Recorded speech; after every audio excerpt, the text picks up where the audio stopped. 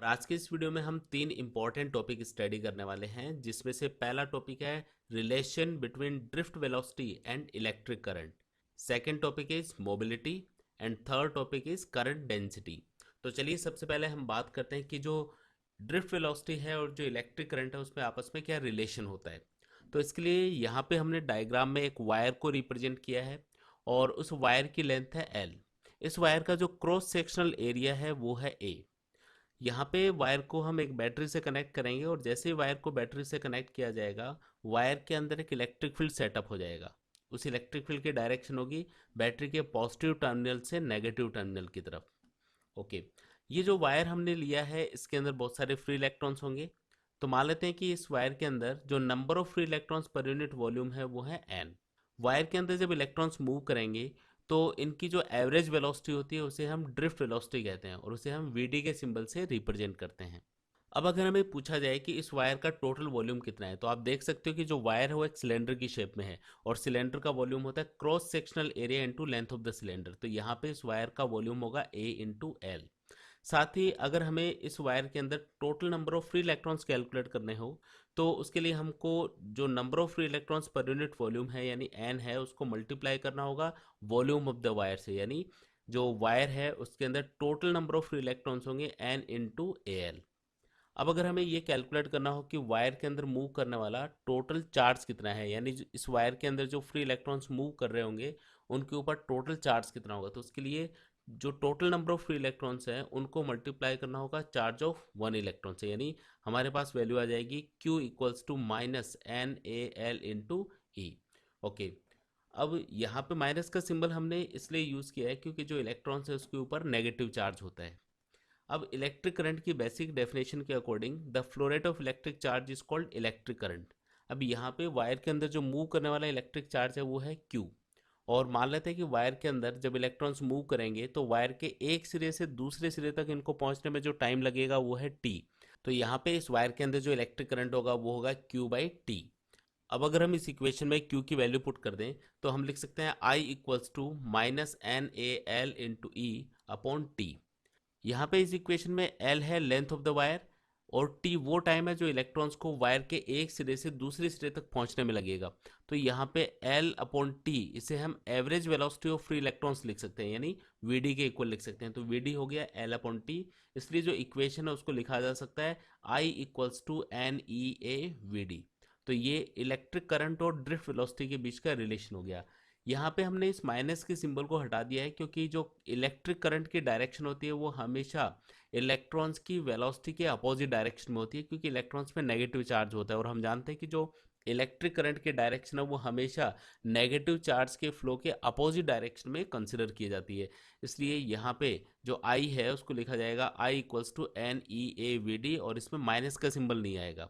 यहाँ पे हमको याद रखना है कि अगर वायर में कांस्टेंट करंट फ्लो रहा हो और वायर की थिकनेस नॉन यूनिफॉर्म हो तो इस इक्वेशन के अकॉर्डिंग हम लिख सकते हैं v D equals to I upon n e A, यानी जो वी डी है वो cross sectional area of the wire के इन्वर्सली प्रोपोर्शनल होगा। तो जिस पॉइंट पे वायर का क्रॉस सेक्शनल एरिया कम होगा वहाँ पे इलेक्ट्रॉन्स की ड्रिफ्ट वेलोसिटी ज़्यादा होगी और जहाँ पे वायर का क्रॉस सेक्शनल एरिया ज़्यादा होगा वहाँ पे इलेक्ट्रॉन्स की ड्रिफ्ट वेलोसिटी कम रहेगी। तो चलिए इसी रिलेशन पे हम एक क्वेश्चन सॉल्व करते हैं।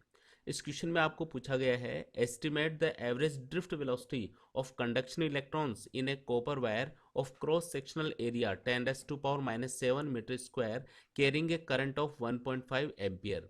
Assume the density of conduction electrons to be 9 into 10⁻28 per metre cube. इस वीडियो को यहीं पे पॉज करके आप इस क्वेश्चन को खुद ट्राई करें। तो चलिए इस क्वेश्चन को सॉल्व करते हैं।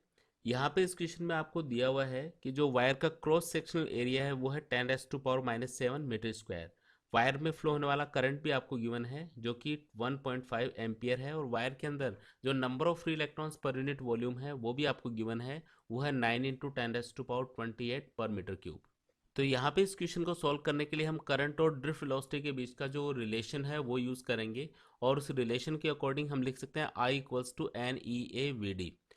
यहाँ पे वीडियो को लिखा जा सकता है आई अपॉन एन ई ए, और अगर हम आई एन ई और ए की वैल्यूज पुट करें तो आई की वैल्यू होगी 1.5, एन की वैल्यू होगी 9 इंटू 10⁻28 ई यानी चार्ज ऑफ इलेक्ट्रॉन जिसकी वैल्यू होती है 1.6 इंटू 10⁻⁻19 कूलम, और जो ए यानी cross sectional area of the wire है वो है 10⁻⁷।